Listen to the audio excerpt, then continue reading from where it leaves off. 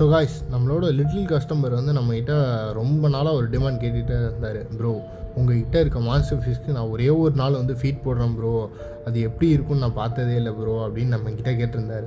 நம்மக்கிட்ட வந்து ஒரு கஸ்டமர் ஒரு விஷயம் கேட்டு இல்லைன்னு சொல்லுவேன்னா சொல்லவே மாட்டேன். ஸோ அவரை இன்வைட் பண்ணிட்டாச்சு. அவரும் வந்து ஹாப்பியாக எல்லா ஒரு மான்ஸ்டர் ஃபிஷ்க்கும் ஃபீட் பண்ணிட்டு இருந்தார்.